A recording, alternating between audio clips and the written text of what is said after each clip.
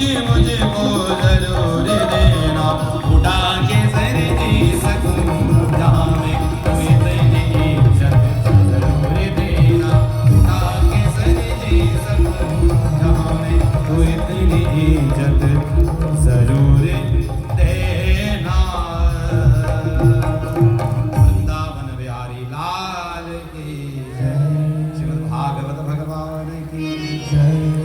भगवान का भजन करो प्यारे, क्योंकि नारायण परा वेदा देवा नारायणांगजा, नारायण परा लोका नारायण परामखा, नारायण पर योगो नारायणं परम तप, नारायणं परम ज्ञानम नारायणं परम गति।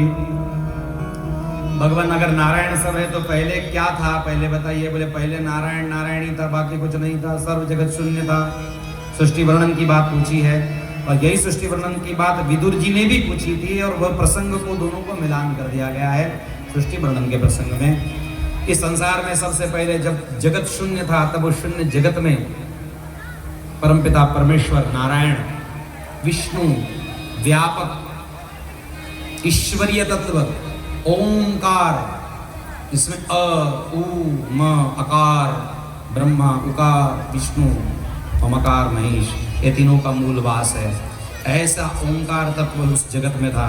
तो प्रणव शक्ति भगवती जगदम्बिका, आराध्या शक्ति आद्या शक्ति, इन दोनों ने एकत्रित होकर करके इस संसार में स्फोट किया, एक ऊर्जा उत्पन्न की। हम स्कूलों में सीखे, जब दो चीजें टकराती उसमें से एक ऊर्जा उत्पन्न होती, एटम्स एंड मॉलिक्यूल्स, साइंस की परिभाषा है। उसमें से तीन तत्वों की बाहर प्रवृत्ति हुई, सत्व रज और तम, ये तीन गुणों की निर्माण हुआ। उन सत्व गुणों के देवता विष्णु, रजोगुण के देवता भगवान ब्रह्मा, और तमोगुण के देवता भगवान शंकर। इन तीनों की व्युत्पत्ति उसी के माध्यम से है। तीन देवताओं के लिए तीन देवियां विराजमान हो गई, महाकाली, महालक्ष्मी, महासरस्वती। और तत्पश्चात में पंचमहाभूत इंद्रियों के कर्ण कारण सदैव होकर के विराजमान हुए। सत्वगुण से सात्विक देवताओं की उत्पत्ति हुई, और तत्पश्चात में तीन प्रकार के अहंकार है, उन अहंकारों के द्वारा उनके अधिष्ठाता देवताओं की उत्पत्ति हुई। जैसे अधिष्ठाता देवता चंद्रमा है, तो उसके कारण से कान, त्वचा, आंख, जिह्वा, नासिका, इन 5 ज्ञानेंद्रिय की उत्पत्ति हुई।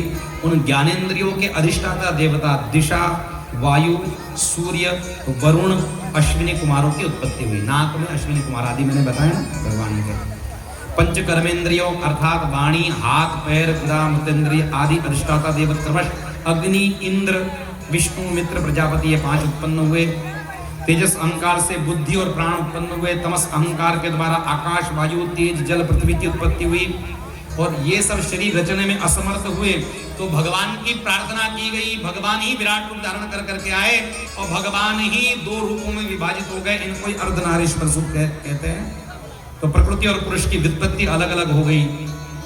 भगवान के नीचे के तल मैंने कहे पाताल, सुतल आदि सब लोग की उत्पत्ति हो गई। और नर मादा का जोड़ा दोनों के रूप में उत्पन्न हुआ। वही साक्षात अर्धनारीश्वर, उन्हीं के द्वारा मनुष्य कृपा, और मनुष्य कृपा से ही मानव योनि की श्रृंखला परंपरा है। लोगों को जो भ्रम उत्पन्न होता है कि इन मनु महाराज ये आद्य मनु है, ये आद्य मनु है। उसके पश्चात में बहुत मनु हुए हैं, उनमें सत्यव्रत नाम के जो मनु हुए, उन सत्यव्रत मनु को मत्स्यावतार के मध्य में जो उपदेश दिया गया उसका नाम मनुस्मृति है। आद्य मनु को उपदेश नहीं दिया गया था, आद्य मनु कार्य में लगे थे। जब महाप्रलय, नैमित्तिक प्रलय होने वाला प्रसंग आया, उस समय में उनको मत्स्यावतार के समय में प्रसंग दिया, वो मनुस्मृति के रूप में संसार में विख्यात है।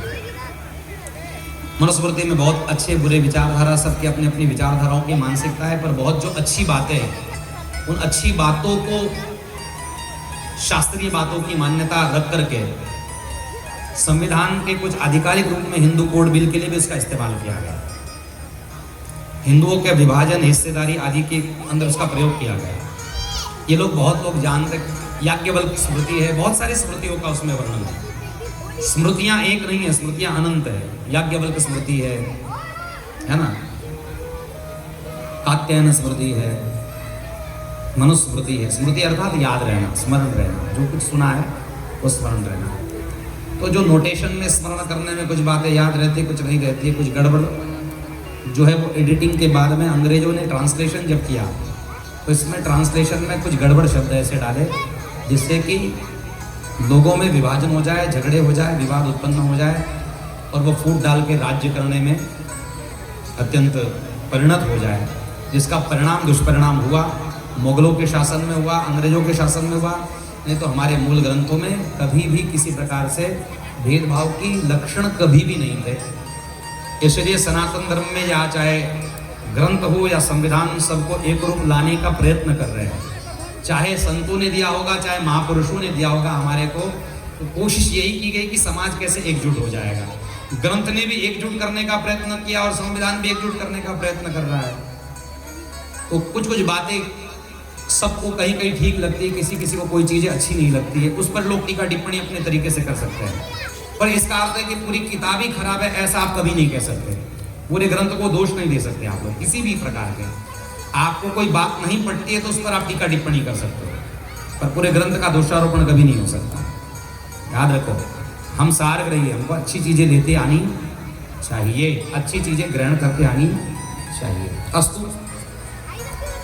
तो महाराज मनोशत्रुपा हुए, उन्होंने कहा महाराज इस संसार को, जिम्मेदारी को निभाना तो है, पर ये जगत तो डूबा हुआ है, इसको कैसे आगे लेकर के चले, कैसे बढ़ाएं।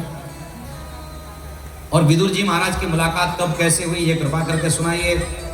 भगवान के अवतार कैसे हुए सुनाइए। तो भगवान के अवतार के बारे में सुनाया है। आइए नाम स्मरण भी करें और भगवान के अवतार भी स्मरण करें। श्रीमन नारायण नारायण नारायण नारायण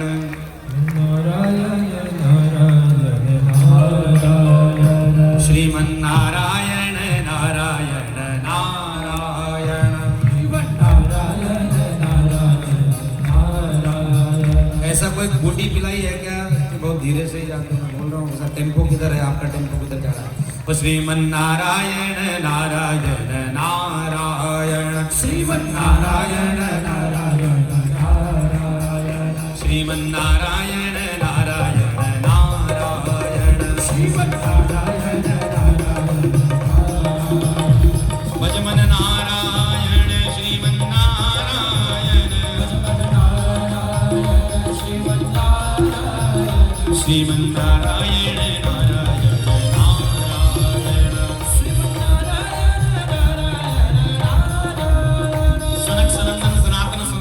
भगवान का एक अवतार। और दूसरा रुचि प्रजापति के द्वारा आकृति के गर्भ से सुयज्ञ के नाम से प्रकट होकर के आए।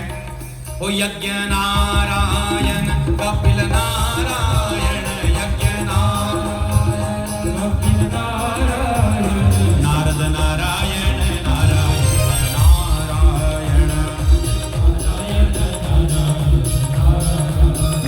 वाराह नारायण नारायण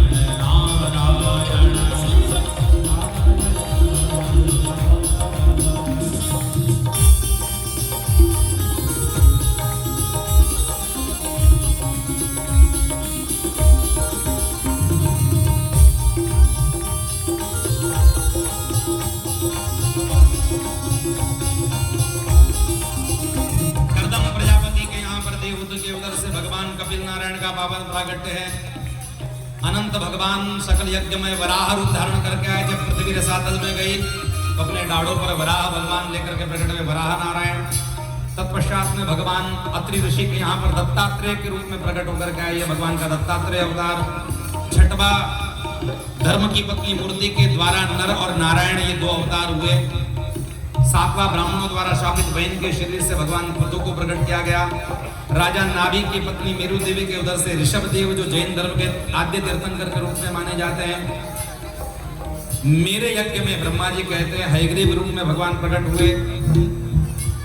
10वां अवतार भगवान का मत्स्य अवतार है जो सत्यव्रत का कल्याण करने के लिए आए। 11वां समुद्र मंथन के समय कच्छप नारायण के रूप में मैं कच्छप मस्त अपने पीठ पर धारण किया भगवान ने। 12वां भगवान का नरसिंह अवतार प्रहलाद के कल्याण के लिए। 13वां हरि का अवतार गजेंद्र की रक्षा करने के लिए, ग्रह का उद्धार करने के लिए। 14वां वामन अवतार भगवान अदिति माता के गर्भ से हुए। 15वां अवतार समुद्र मंथन में धन्वंतरी भगवान के रूप में भगवान प्रकट हुए आयुर्वेद की शिक्षा देने के लिए। जमदग्नि के यहाँ पर ब्राह्मण की बोली 1/47 की गोली बराबर होती है, इसलिए परशुराम अवतार भगवान का हुआ है। जब धर्म की हानि हो जाती है, ग्लानि हो जाती है, तो शास्त्र पढ़ते पढ़ते शस्त्र की भी ताकत रखे कोई पंडित आजाद बनकर करके भारत को आजाद करने की संकल्पना ले, ऐसे भी किसी परशुराम की आवश्यकता भारत को होती है, इसलिए भगवान का परशुराम अवतार हुआ। तत्पश्चात में भगवान का सूर्य वंश में राम जी का अवतार हुआ। 18वां अवतार भगवान का वेदव्यास जी के रूप में पराशर जी के यहाँ पर हुआ है। 19वां अवतार बलराम जी का हुआ है। 20वां अवतार कृष्ण भगवान का हुआ है। 21वां अवतार बुद्ध रूप में भगवान प्रकट होकर के आए हैं। उसके पश्चात में भगवान के बुद्ध के पश्चात मोहिनी अवतार का वर्णन है। हंस भगवान का अवतार है 23 अवतार। और 24वां अवतार है कि हंस नारायण